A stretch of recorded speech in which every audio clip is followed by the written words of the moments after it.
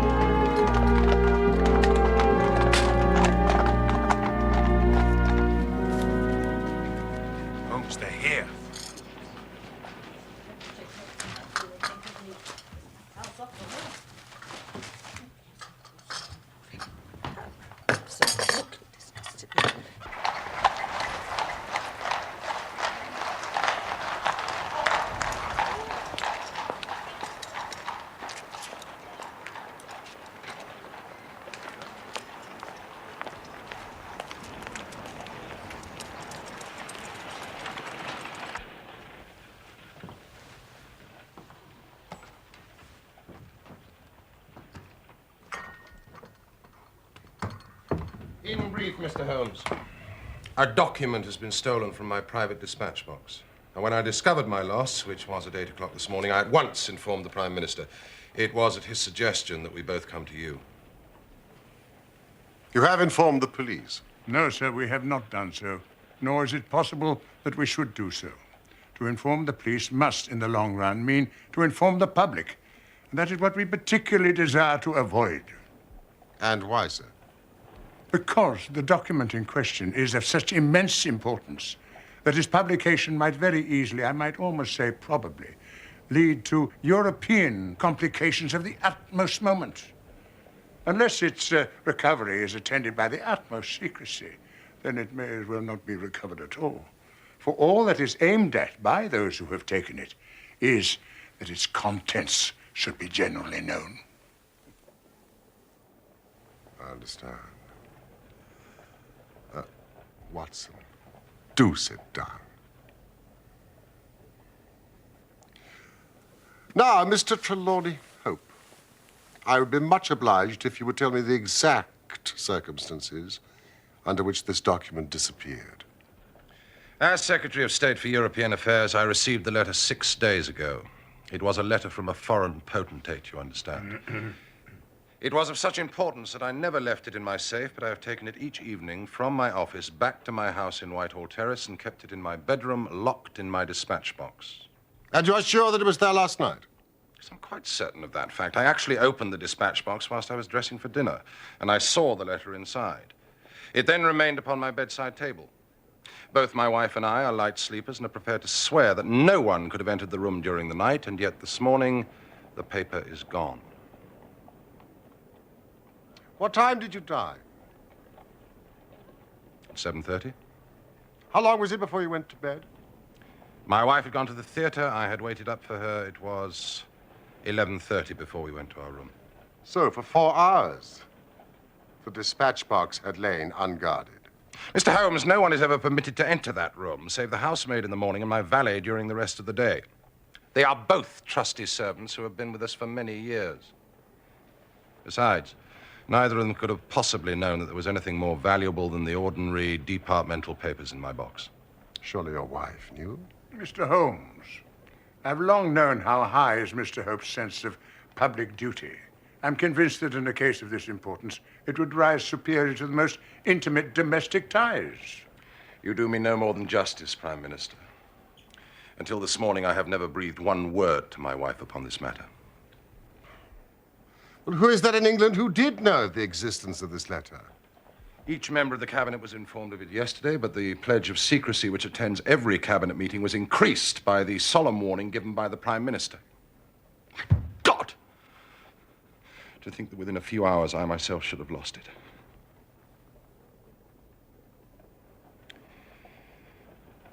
Besides the members of the cabinet, there are 2, possibly 3 departmental officials who know of the letter. No one else in England, I assure you.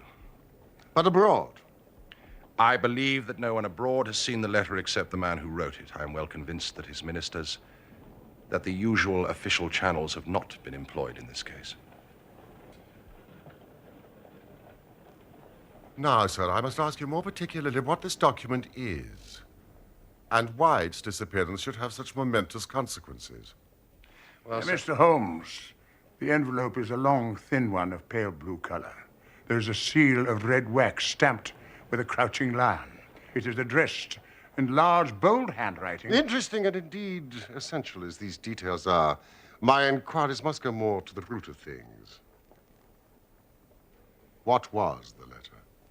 It is a state secret of the utmost importance, which we cannot tell you, nor do I see that it is necessary.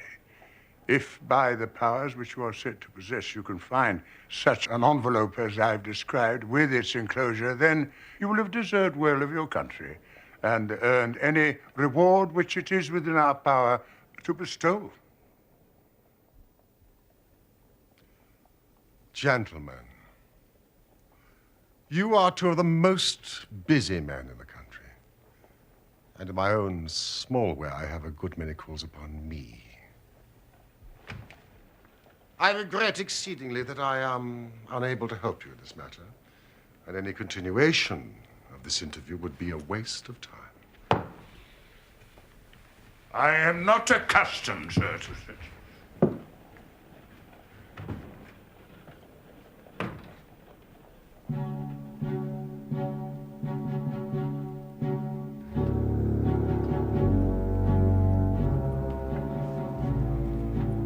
Mr. Holmes, we must accept your terms. No doubt you are right, and it is unreasonable for us to expect you to act unless you have our full confidence. I agree with you, Prime Minister.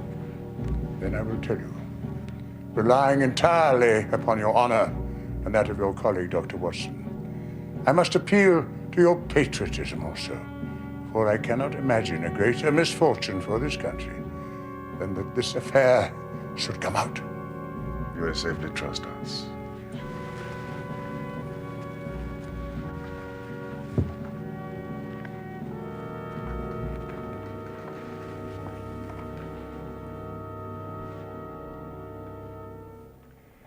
The letter, then, is from a certain foreign potentate who has been ruffled by some recent colonial developments of this country.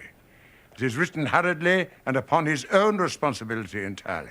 At the same time, it is couched in so unfortunate a manner that its publication would undoubtedly lead to the most dangerous feeling in this country. There would be such ferment, sir, that I do not hesitate to say that within a week of the publication of this letter, this country would be involved in a great war. And it is this letter which may well mean the expenditure of £1,000 million and the lives of 100,000 men.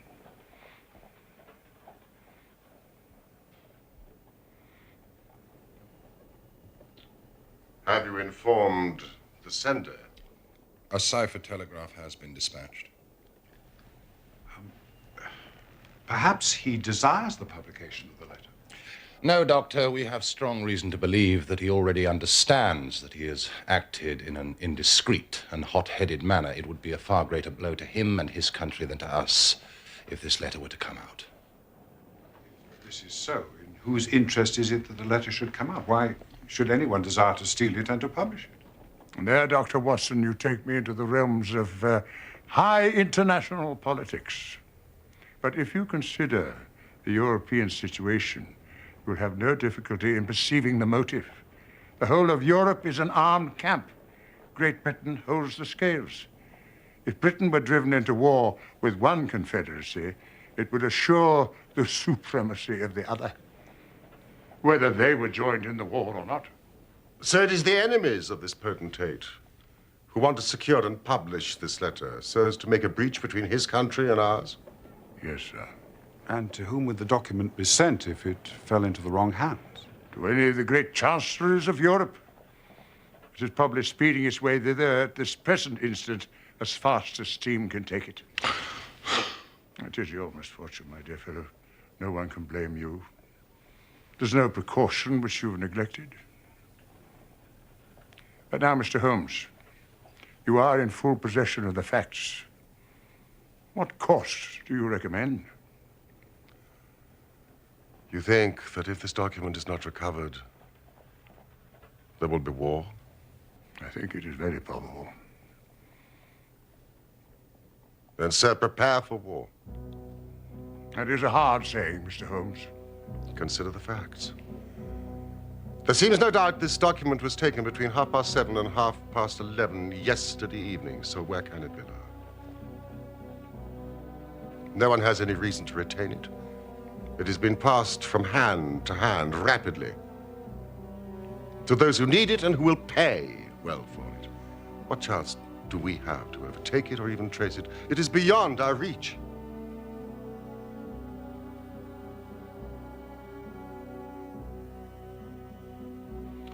What you say is perfectly logical, Mr. Holmes. I feel that the matter is indeed out of our hands. Meanwhile, hope. We cannot ignore all our other duties on account of this one misfortune. And should there be any fresh developments during the day, we will communicate with you. And you, no doubt, will let us know the results of your own inquiries. Thank you.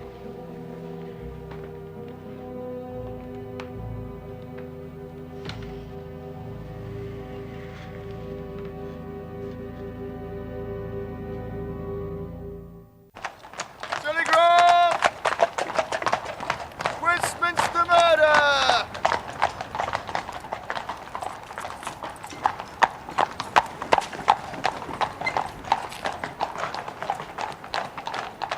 Westminster murder! Telegram!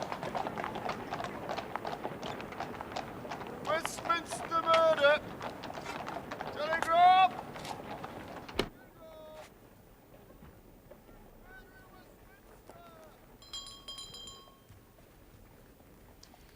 The situation is desperate,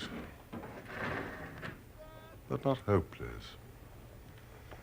There are only 3 men capable of playing so bold a game: Oberstein, La Rothiere, and Eduardo Lucas. Even now, if we could be sure which one of them has taken it, it is just possible that it has not passed out of their hands.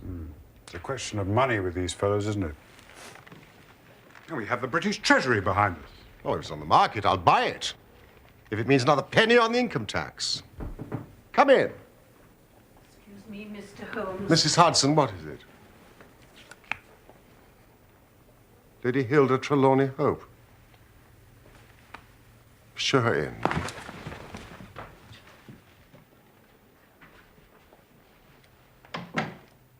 Has my husband been here, Mr. Holmes? Yes, he has been here. Mr. Holmes, I implore you not to tell him I came here. Your ladyship puts me in a very delicate position. I beg of you to sit down and tell me what it is you desire. But I cannot make you any unconditional promise. Gentlemen, I will speak frankly to you in the hope that it will induce you to speak frankly in return.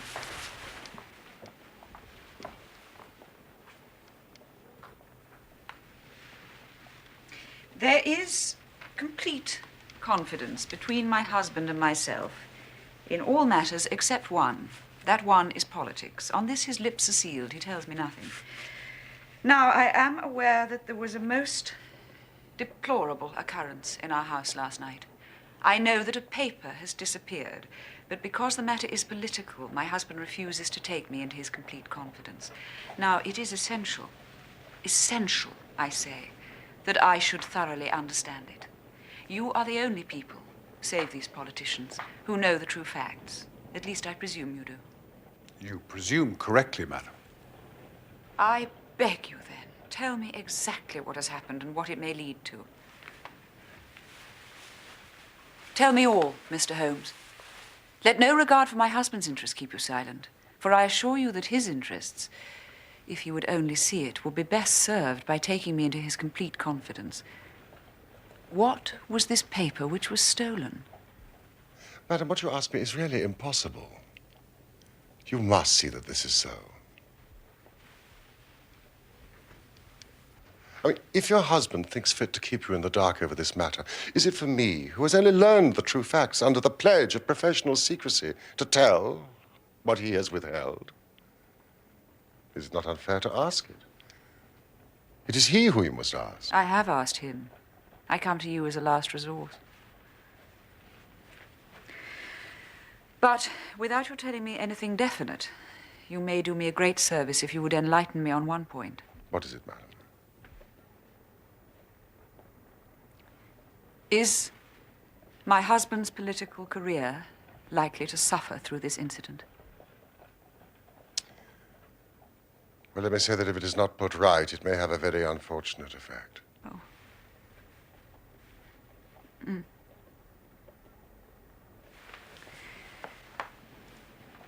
One more question, Mr. Holmes.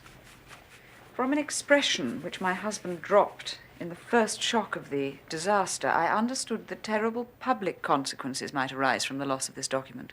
If he said so, I cannot deny it. Of what nature are they? There again, you ask me more than I can possibly answer. Then I will waste no more of your time. I cannot blame you, Mr. Holmes, for refusing to speak more freely. And you on your side will not, I'm sure, think the worst of me because I desire to share my husband's anxieties, even against his will.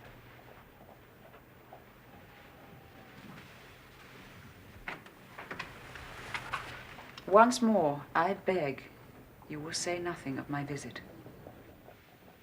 I say, what a really remarkable and beautiful woman. The fair sex is your department, Watson. What did you really want? Surely her own statement was clear and her anxiety very natural. Think of her appearance, Watson. Her manner, her suppressed excitement, her restlessness, her tenacity in asking questions. Remember, she is the youngest daughter of the Duke of Belminster and comes of a caste that does not lightly show emotion. She was certainly much moved. And you observed, of course, how she maneuvered to have her back to the light. She did not wish us to read her expression too closely. Yes, she chose that chair in the whole room. And yet the motives of women are so inscrutable. I mean, how can you build on such a quicksand? Their most trivial action may mean volumes, or their most extraordinary conduct may depend upon a hairpin or a curling tongs. Yeah. Good morning, Watson. You off then?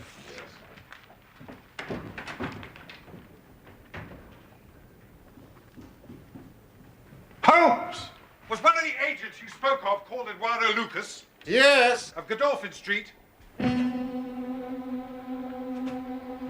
Yes. You'll not see him. Why not? He was murdered in his house last night.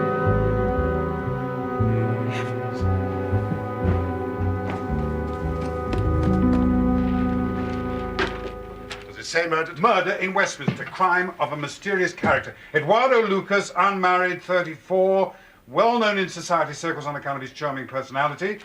Valet out for the evening. They always are. Elderly housekeeper sleeps atop of the house, heard nothing. They never do. Just before midnight, Police Constable Barrett saw door ajar, found Lucas's room in disorder. Lucas stabbed to the heart. Let me see. Prussian military dagger. Robbery does not appear to be the motive. Valuable collection untouched. What do you make of this, Watson? Well, it's an amazing coincidence. Coincidence? Here is one of the three men we have named as possible actors in this drama.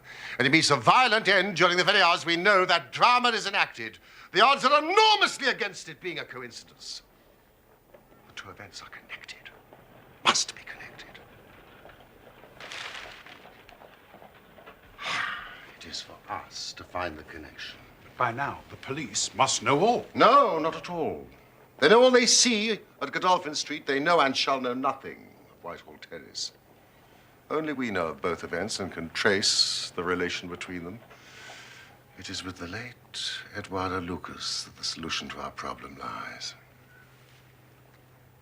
But It is a capital mistake to theorize in advance of the facts. Do you stay here, my good Watson? I will join you when I'm able.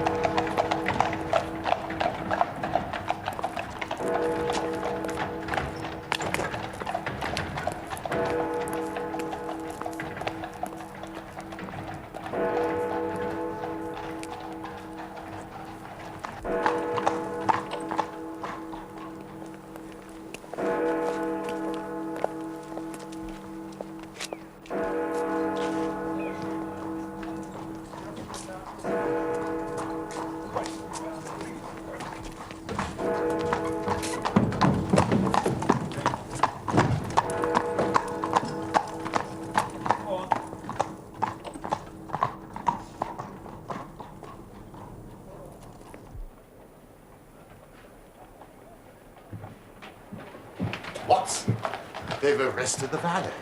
Lestrade has been put in charge of the case. He's buzzing around like a bluebottle. I've got to know him rather well. Would it help if I spoke to him? No, it would not. This is a case where the law is as dangerous to us as the criminals are. We must be patient and wait.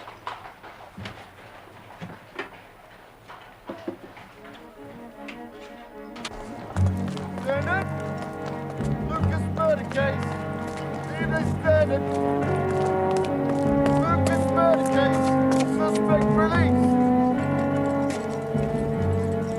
Murder case. Standard.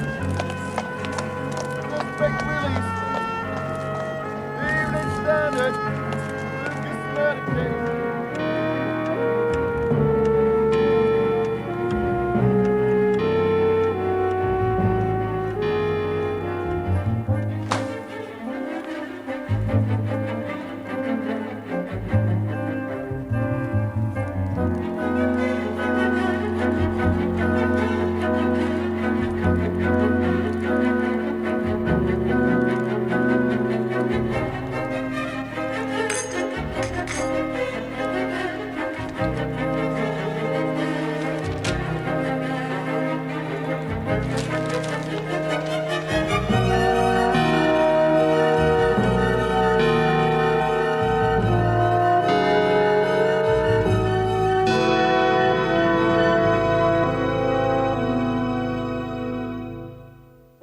Breakfast, Mr. Holmes. No, thank you, Mrs. Hodgson. I don't want to. I don't know. You'll fade away at this rate. I say, Holmes!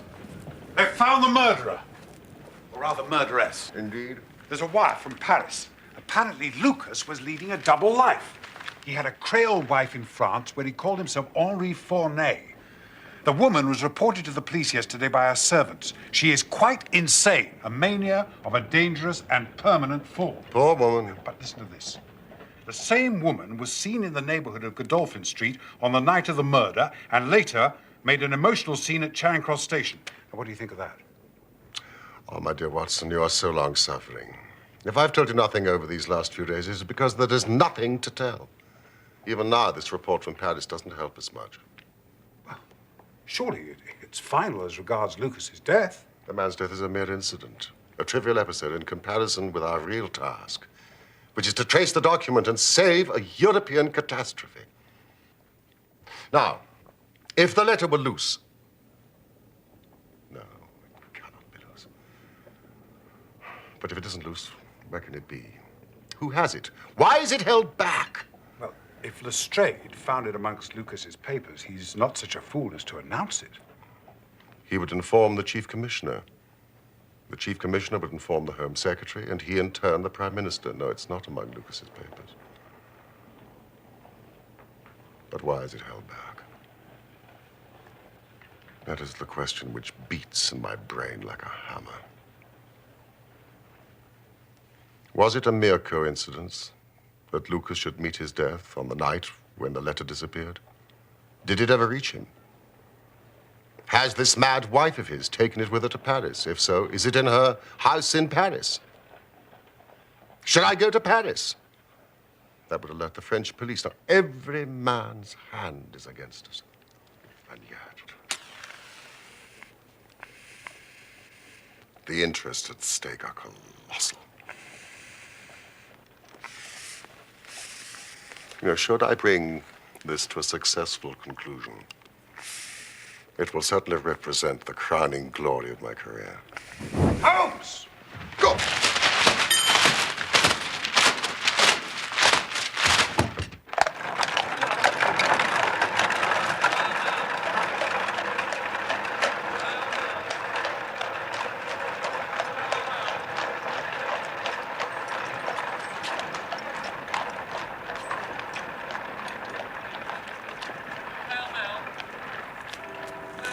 Thank you. There you go, Gov. Thank you. Hail, hail. Mr. Holmes! Dr. Watson! Hail,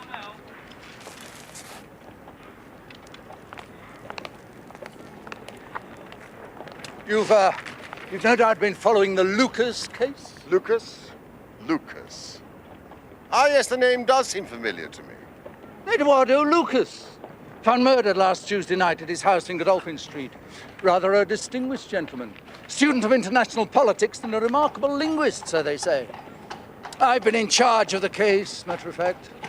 Not an easy task by any means. Some delicate problems, you understand. But with the aid of our French friends, I've been able to bring the case to a satisfactory conclusion. All the loose ends tied up. Oh, we've got it. Clear as if we'd seen it. Congratulations, Lestrade. Another feather in your cap. Thank you. Yes, indeed.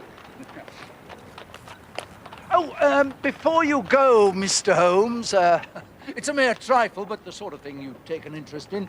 Queer, you know, what you might call freakish. It has nothing to do with the main fact. Can't have on the face of it. What is it then?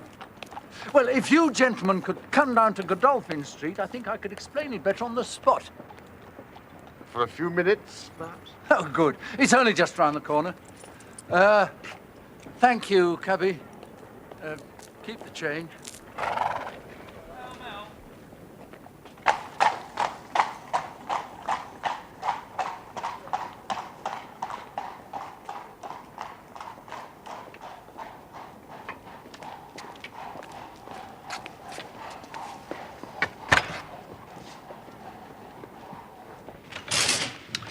Here it all is.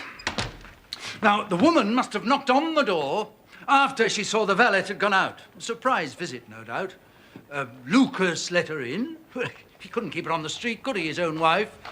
She was probably screaming at him, being French. Excuse me. Saying how she'd traced him and reproaching him and so on. Anyway, they came in here, and one thing led to another. And with the daggers being so handy, the end came soon. It didn't happen in an instant, though, for these chairs were swept over to the wall, and he had this one in his hand as if he'd been trying to hold her off with it. Yes, Lestrade, thank you. Now tell me about this trifle. Well, you know, in crimes of this sort, we keep things in their position. Nothing is moved. Officers in charge day and night. I'm always very particular on that point. Oh, yes, you're meticulous in your investigations, Inspector. Well, this morning we thought we could tidy up a bit. Post-mortem over, all the evidence to hand, investigation complete. However, this carpet. As you can see, it's not been fastened down, it's just been laid there. Now, we had occasion to raise it. And we found... Yes? You'll never guess in 100 years what we did find, Mr. Holmes. Now, you see this stain? A good deal of blood must have soaked through, must it not? Oh, undoubtedly it must. Then you'll be surprised to hear that there is no stain on the woodwork to correspond. No stain. But there must be. So you would say. Fact remains. There isn't.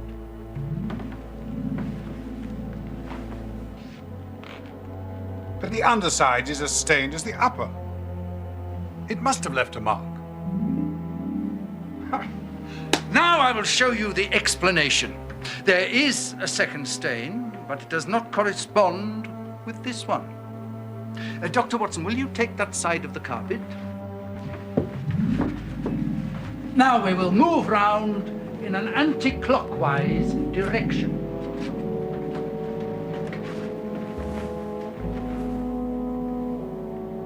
What I want to know is, Mr. Holmes, who shifted the carpet and why?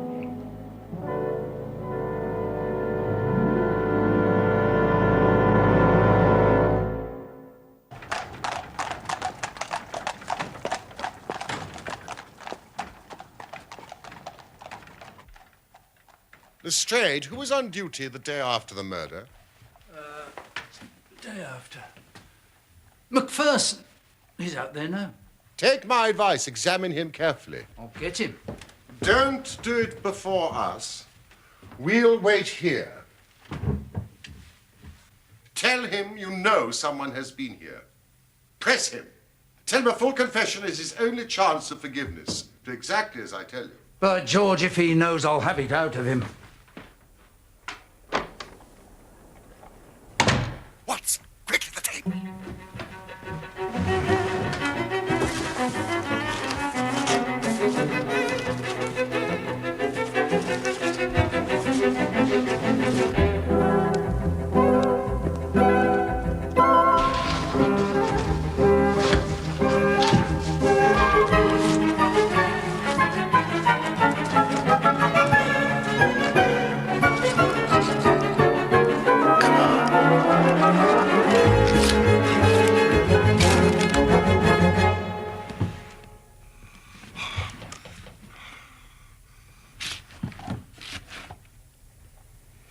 Empty. Holmes!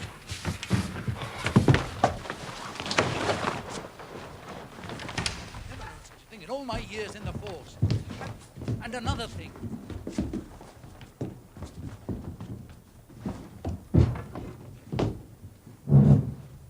In here, Constable. Macpherson, how's the family? Very well, thank you, sir. Well, come on, out with it. Let these gentlemen hear of your inexcusable conduct. Well, I meant no harm, sir, I'm sure. This young woman came to the door answering an advertisement about typewriting. It was mistook the house, she said. Well, we got talking, sir. You know how it is. It's a bit lonely when you're out there on duty all day. What happened, Macpherson? Well, sir, we got talking about the crime. She had read about it in the paper, she said, and wanted to see what it was done. So I saw no harm in letting her have a wee keek.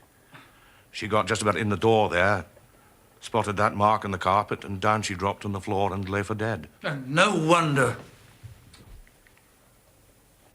Go on, Macpherson. Well, sir, I was away around at the ivy plant for some brandy, and by the time I had brought it back, the young woman had... Well, she wasn't here anymore. She had recovered and was off. Ashamed of herself as like as not, and dared to not face me.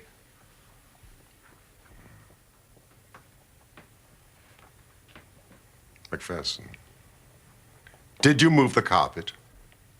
No, sir, I only straightened it out. You see, she'd fell on it, and the polished floor being slippery. Let that be a lesson to you, Constable, that you can't deceive me. No doubt you thought your breach of duty would never be discovered. Yet a mere glance at that carpet was enough to convince me that someone had been admitted to this room.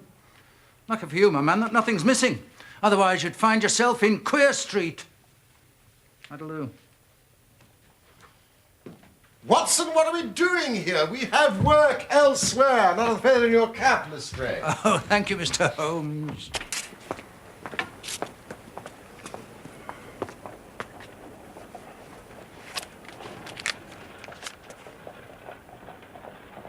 Good Lord, Mr. Holmes. Hey! Have you solved it? Hardly, Watson, hardly.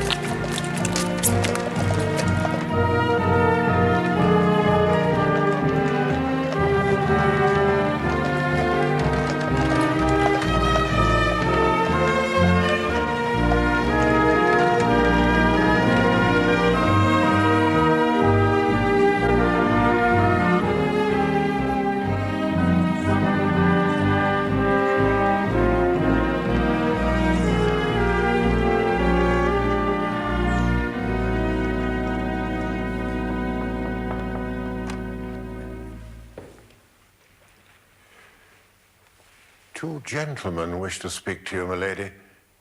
They do not have an appointment. Who are they, Bates? Mr. Sherlock Holmes and a Dr. Watson, milady.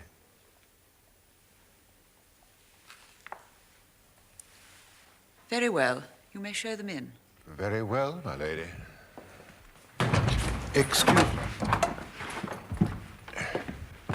Mr. Holmes and Dr. Watson, milady. Mr. Holmes, this is surely most unfair and ungenerous on your part.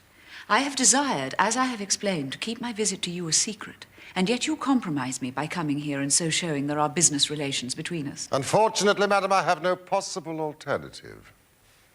I've been commissioned to recover an immensely important document. I must ask you, therefore, to be kind enough to place it in my hands. You insult me, Mr. Holmes. Do not ring, Lady Hilda. If you work with me, I can arrange everything. If you work against me, I must expose you. You're trying to frighten me. It's not a very manly thing, Mr. Holmes, to come here and browbeat a woman. You say you have something to tell me. Very well, I give you 5 minutes. Well, one is enough, Lady Hilda. I know of your visit to Eduardo Lucas, of your giving him this letter, of your ingenious return to the room on the evening after the murder, and of the manner in which you took this letter from its hiding place under the carpet. I have kept this because I thought it might be useful.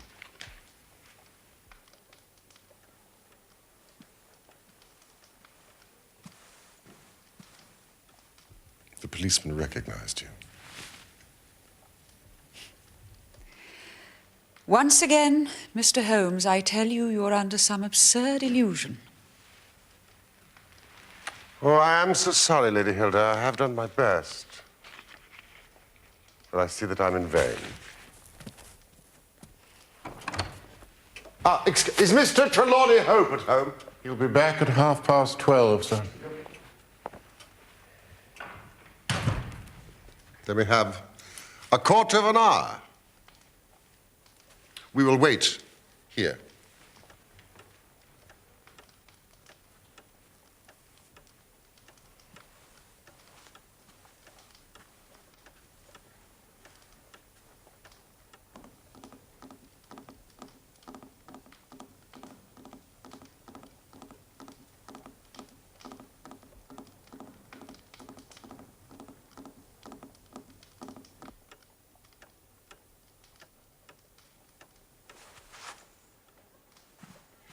Oh, spare me, Mr. Holmes, spare me. For heaven's sake, don't tell him. I love him so, I would not bring one shadow on his life, and this I know would break his noble heart. We have not an instant to lose. Where is the letter?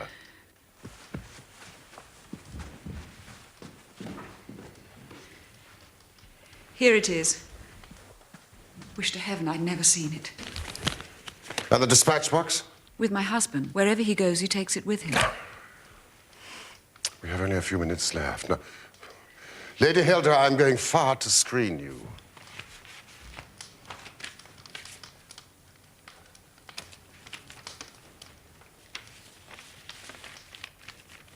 In return, you will spend the time telling me frankly the real meaning of this extraordinary affair.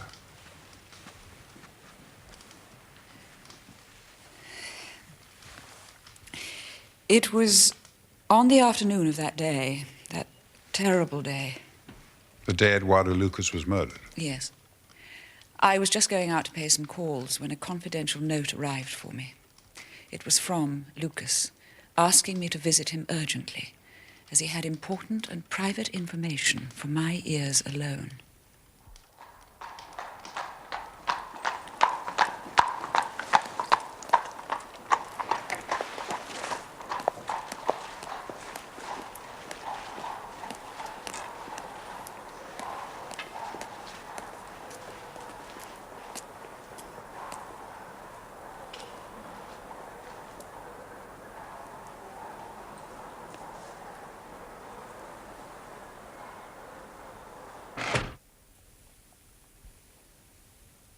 He had obtained, in some way, a letter of mine, Mr. Holmes. An indiscreet letter, written before my marriage. Foolish letter, the letter of an impulsive, loving girl. I meant no harm, yet my husband would have thought it criminal.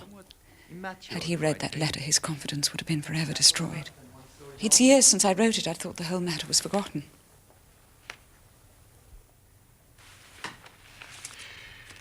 No doubt you remember the content very well. Very sprightly, I must say.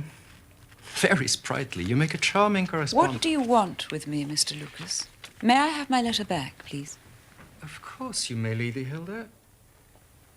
But this is a very valuable piece of paper, would you not agree? I'm sure if it was laid before your husband, he would hardly fail to appreciate the contents. You're a blackmailer. A businessman, Lady Hilda. This is purely a business transaction on my side. I can assure you I wish no ill to you or your husband. How much money do you want for that letter, Mr. Lucas? Let's not speak of money, madam. My business is not so simple as that. Well, the matter is an easy one.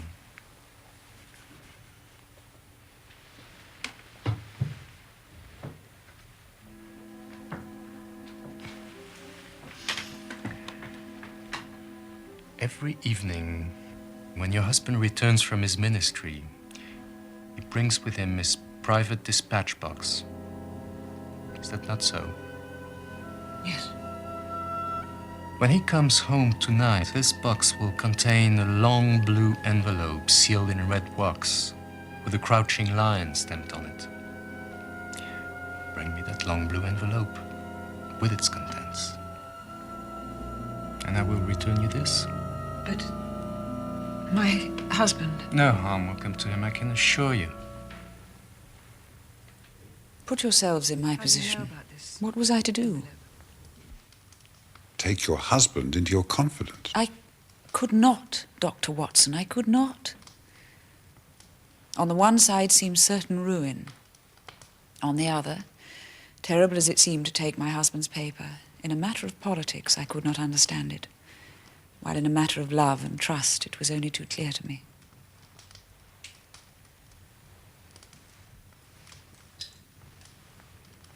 I did it, Mr. Holmes. I did it. I invented a story about going to the theater.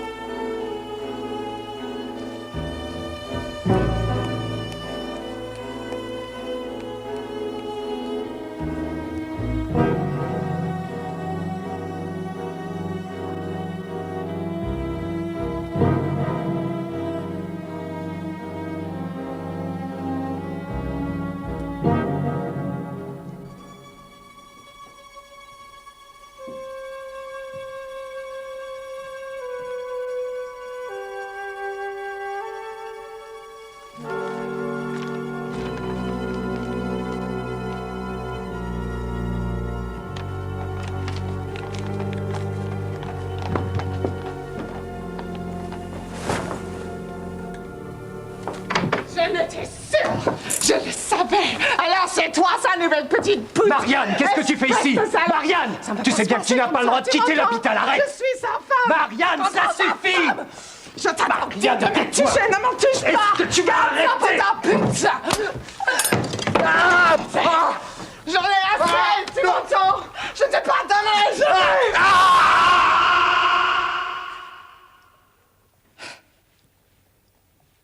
The next morning, I realized I'd only exchanged one trouble for another.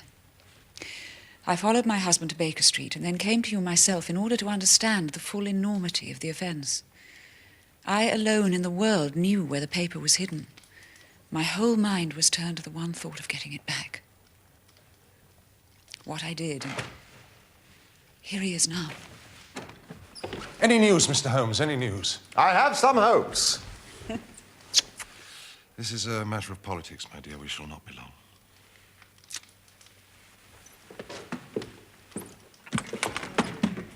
The Prime Minister is lunching with us. May he share your hopes? He has nerves of steel, and yet I know that he's hardly slept since this terrible event. Mr. Holmes has some news for us, sir. Ah. What have you to report, Mr. Holmes? Purely negative as yet. I have made inquiries at every point where it might be, and I'm sure there is no danger to be apprehended. That's not enough, Mr. Holmes. We cannot live on this volcano. We must have something definite. I have high hopes of getting the letter back. That is why I'm here. The more I think of it, the more I am convinced that the letter has never left this house. Oh, really, Mr. But why should anybody take it in order to keep it in this house? I'm not convinced that anybody has taken it. Mr. Holmes, this joking is very ill-timed. You have my assurance it was taken. Have you examined the box carefully since last Tuesday morning? No, not thoroughly. I did not consider it necessary. You could conceivably have overlooked the letter. That is impossible, sir. I have heard of such things happening. You have other papers in the... Yes, all my confidential papers. It could have got mixed with that. It was on the top. The box could have been shaken. I had everything out. It's easily settled. Let's go and look. This is a farcical waste of time.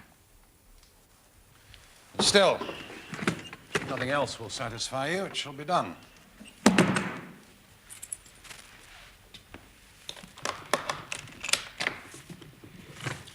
Here you are, all my confidential papers, as you can see. It's a letter from Lord Merrow, report from Sir Charles Hardy, memorandum from Belgrade. That's the one we were discussing this morning, Prime Minister. Note on the Russo-German grain taxes, letter from Madrid, note from Lord Flowers on...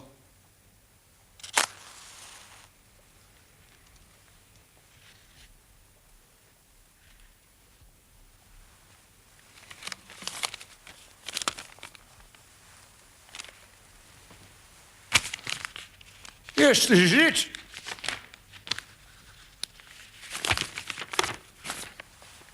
And the letter is intact. Remarkable. This is inconceivable. Impossible, Mr. Holmes. Hilda! How did you know it was here? Because I knew it was no one else. I cannot believe my eyes. Hilda, we have found the letter. I know it is difficult for you to understand, but it is the most wonderful news. It's quite extraordinary. I went through every paper in here. I checked and I rechecked. It's incomprehensible that I should have overlooked it in this manner.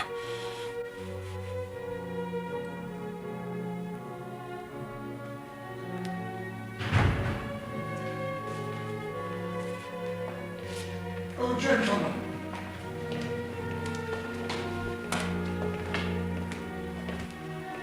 Come, but there's more in this than meets the eye. Our Prime Minister, we too have our diplomatic secrets.